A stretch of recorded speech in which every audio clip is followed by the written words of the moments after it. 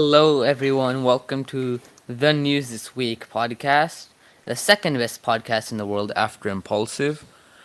Today, I have here with me Romeo and Lucas Strauss. My name is Kartik Malik.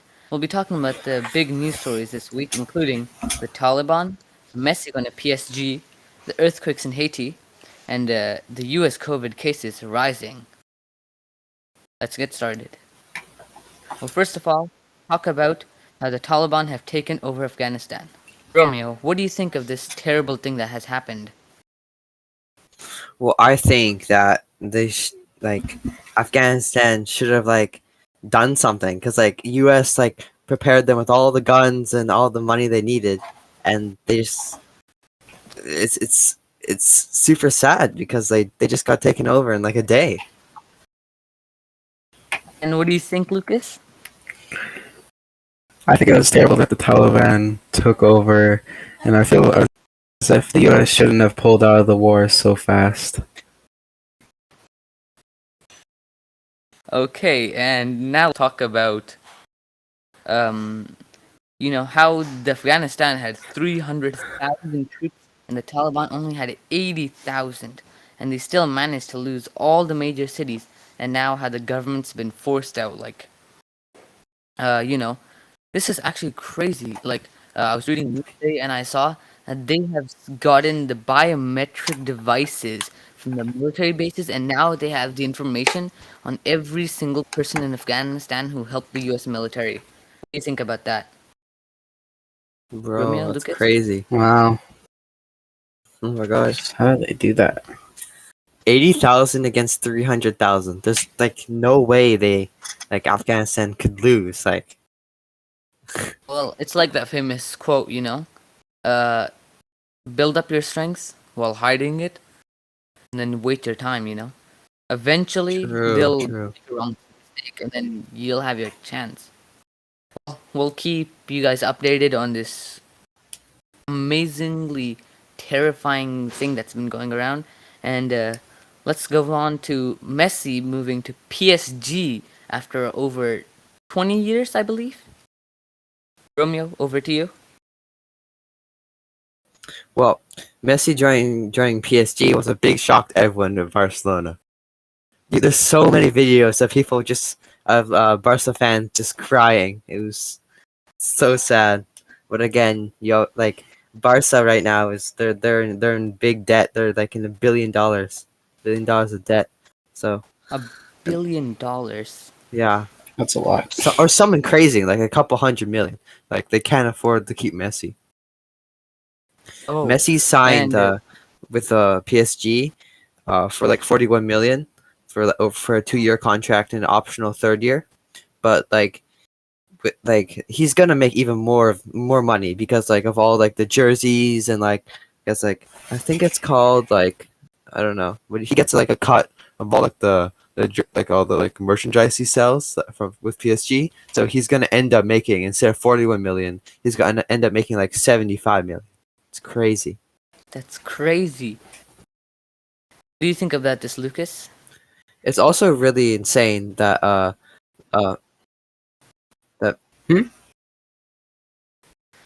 was wondering, Lucas, what are your opinions on this topic? Him earning 75 million and Barca being in debt. Well, it's crazy that Barcelona is in so much debt. How are they gonna pay that back? And Of course, also, with loans and stuff, but yeah, it might just go out of business. yeah. It might Yeah. just go bankrupt. all right. Romeo, well, Romeo, what's the salary cap for PSG? I don't know Really? actually. Because they're definitely I over don't- it. Because they have so many giants on their team. no, I believe it's there's like- a salary cap of 100 million for I think One player? 200 million for their players, 200 Yeah. million dollars for all their players combined, and Messi was taking up half of the total money they could pay to everyone. Yeah. Something that also really shocks me is I thought there's rumors on social media, and not rumors really, but just the the media was saying that Neymar was gonna give up his gonna give up his number 10 jersey, but instead Messi rejected the offer and he wears Yeah, I number saw 30. that. Lots of people Oh, don't know, but like Messi actually before he wore number 10 in his debut year for the Barcelona senior team, basically like the professional team, the number 1 team, um he was actually number 30. And then like a Hmm. couple seasons later he changed it to 19 and then he became 10 eventually. So oh, it's kind of cool that he's wearing number 30 because that was the same number that he joined the Spanish league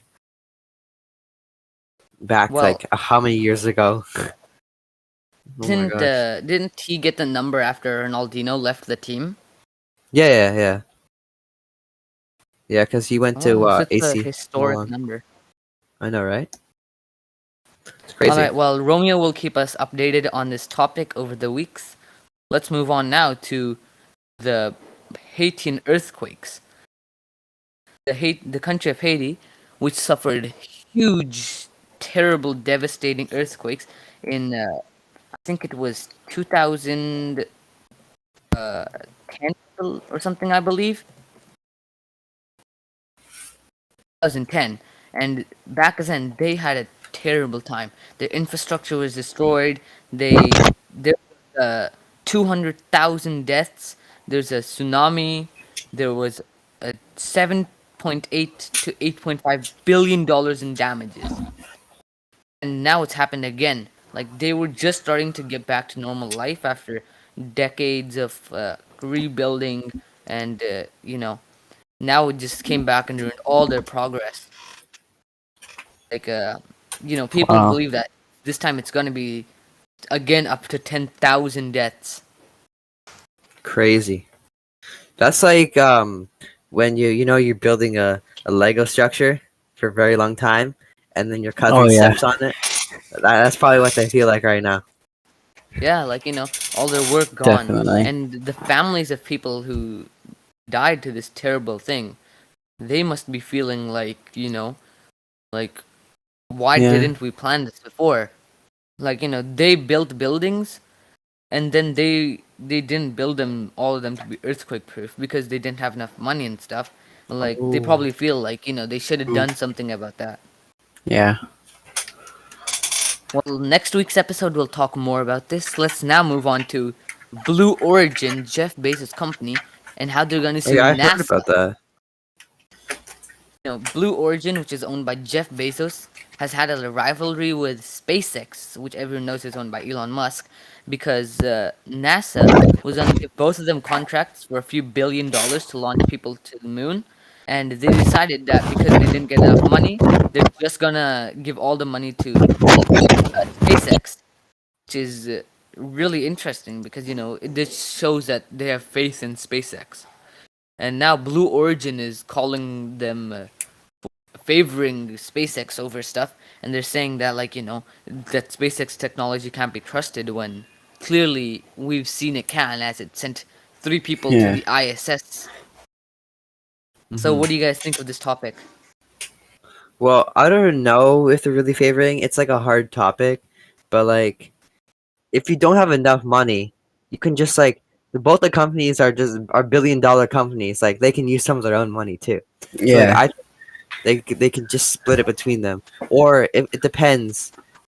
It depends. Maybe in the future, maybe NASA will maybe we'll give money to like Blue Origin, but Yeah. right now, I don't know.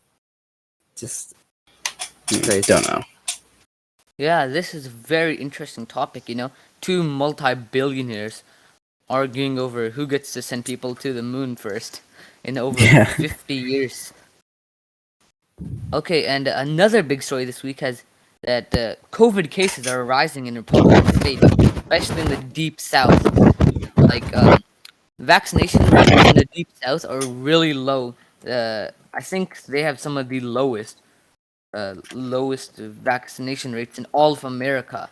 Like I'm pretty Damn. sure in a few states it's only 20% or some percent. Like What? Louisiana and Mississippi have below 50. Mississippi's only 38% vaccinated. Bro, that's crazy. Like they got all the shipments of vaccine before us, and like they haven't even got everyone to take the Yeah. vaccine yet.